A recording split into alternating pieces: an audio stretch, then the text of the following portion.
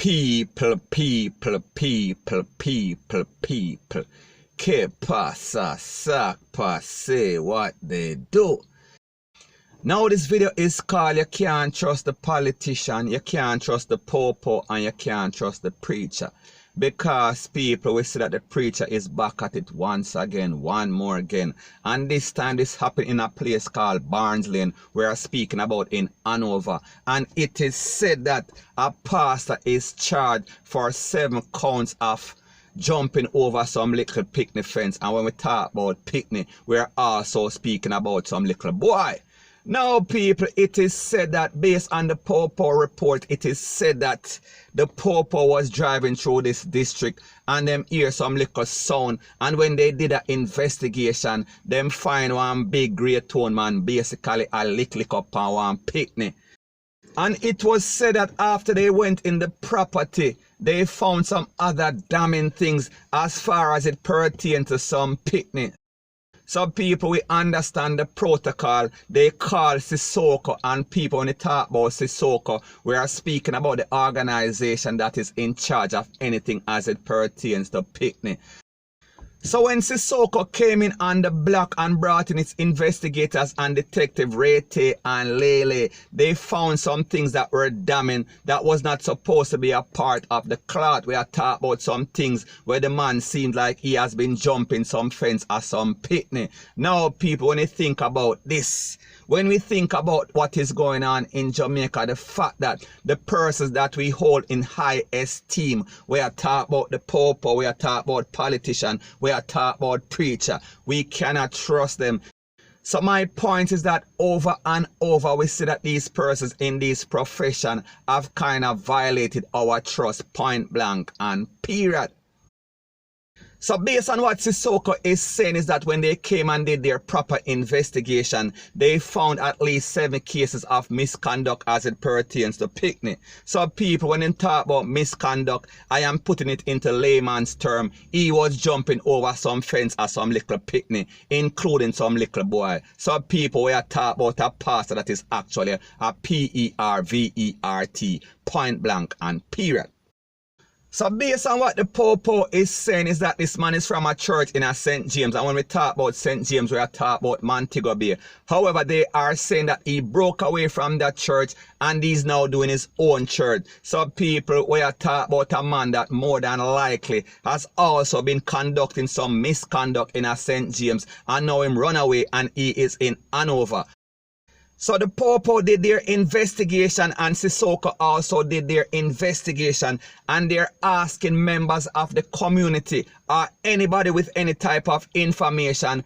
They are asking persons to reach out to Sissoko office. We are speaking about area code 876-953-3312. Next number 876 area code 956-2304. 119 emergency are the nearest Popo station. So people, we see exactly what is going on.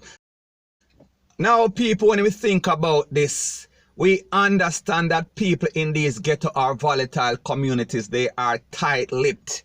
Even when some people, we are talking about some preacher jump over them PICKNEY fence because they are getting monetary gain. So in other words, they are selling out their PICKNEY for financial gains.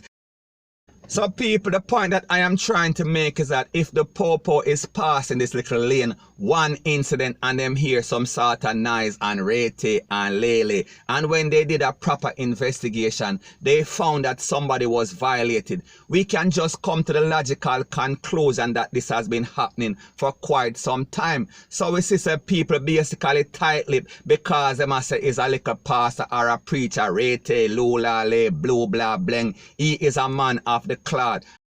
So people, the moral of the story is this: the persons in a Jamaica that we should consider to be very honorable, they are doing some dishonorable things, point blank and period. So anyways people, that is my views on the whole thing as it pertains to that. And like me say, it is just my views and opinion, it is not the gospel. Your views and opinion can be respectfully different from mine, but let me know what you think in the comment section.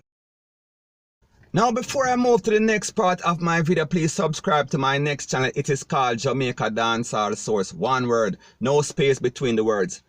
Now the next thing that is popping in the news is that we saw that there was a little controversy as it pertains to legendary track superstar. We're speaking about Usain Bolt, and we're also speaking about Yohan Blake, where Yohan Blake made some interviews or he made some comments on social media, and he claimed that he has been overshadowed because of Usain Bolt's career. Now people, when we think about that, it sounds kind of controversial, it sounds kind of bad mind-ish.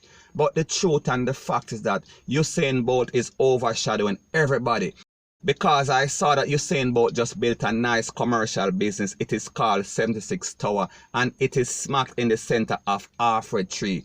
And people, when they talk about real estate, we are talking about location, location, location. And people, it does not get any better than that. We are speaking about a top place. And people, not only was Usain Bolt and his team very strategic in building a nice commercial building, but they also already leased it out to a BPO company from the US. So people, we are talking about managerial skill. We are speaking about a young youth that is only 30-year-old that is doing big things in the business. We are talking about in a track and field as a legendary superstar, and also in the business field. So basically he is overshadowing even the persons in business in Jamaica. And people, when we think about the fee or what it costs to build this building, we are speaking about in excess of $8 million. Yes people, $8 million US dollars. But when we also consider the fact that over the last 3 years before Usain Bolt retired from track and field, he was making in excess of 32 million US per year. We are speaking about annually. So if you do the maths, we are speaking about a quarter of one of his annual salary. I am speaking about $8 million multiplied by 4. We are talking about 32 if you do the maths. So the point that I am trying to make is that Usain Bolt will overshadow just about anybody, including Yohan Blake. He is actually overshadowing some big time business people in Jamaica. We are talking about the East, and we are also speaking about the Matalan, them Rete and Lele. Now, if we understand track and field, we have to understand that it is also a reflection of life. And politics plays a very integral role in everything that happens in life. And the truth and the fact is that Usain Bolt was the goose that laid the golden egg. He was the poster child for track and field. So when we hear Yohan Blake complaining that his career was overshadowed by Usain Bolt, people, we should have expected that, because the truth and the fact is that based on what is going on, based on report and based on facts, it was said that Yohan Blake was also beating Usain Bolt in training. We are talking about with the coach. We are speaking about legendary coach. We are speaking about Glenn Mills. So the point that I am trying to make is that it is a fact that Yohan Blake was Usain Bolt's biggest competition. So in other words, he was the only person, even in a Usain Bolt prime, that could have actually beaten Bolt point blank and period. Now people, like me say, in a track and field there's a lot of politics, and if you understand the promotional strategy, they were never going to place a #1 and the #2 seed in a one race at any time. So people, they were always going to keep them apart. So just based on what Yohan Blake is saying in his comments on social media, and also the interviews that he did with a Indian newspaper and also the Jamaica Star, it seems like he was carrying some feelings from way back then. However, he should have spoken up then, because now it sounds kind of bad mind-ish. But people, in my opinion, there is some justification to what Yohan Blake is saying. However, it is taken out of context, because you know, so anytime anything reaches on social media, it is going to be twisted here and there, because the truth and the fact is that nobody likes the truth. When a lie is more entertaining, people feed upon negativity, people feed upon controversy and drama, passa, rete and lele, blue, blah, bling.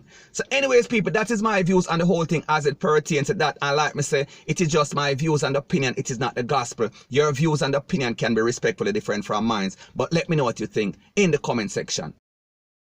Now people, last but not least, the next thing that is popping is that we saw that the security minister, we are speaking about Dr. Horace Chang, they are getting up in arms. We see that the Pope are also getting up in arms, because they claim that they are doing some new things to the Noise Abatement Act.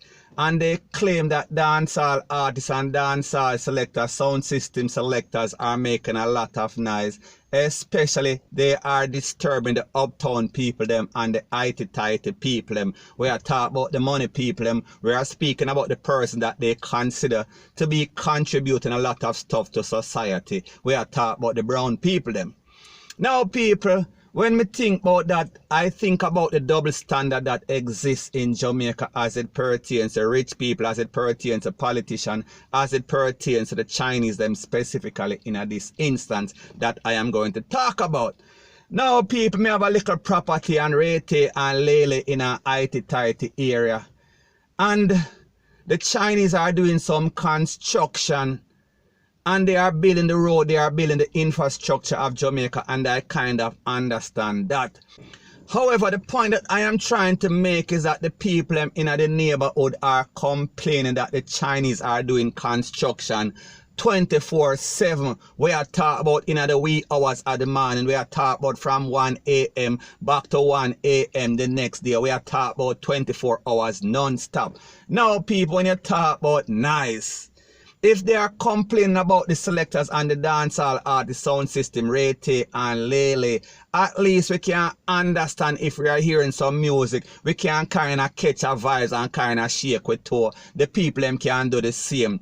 However, when it comes to these Chinese and their construction, and them have all sorts of trailer and tractor and dumper truck and make up peer nice in the wee hours of the morning, how can you catch a vibe to that?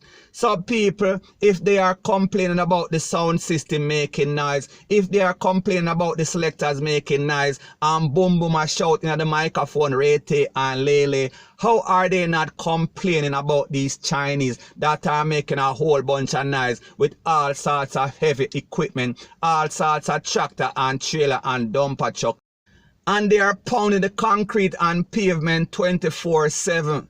Mr. Security Minister Horace Chang, Mr. Prime Minister, we are speaking about Andrew Holness. We want some justice. We want justice.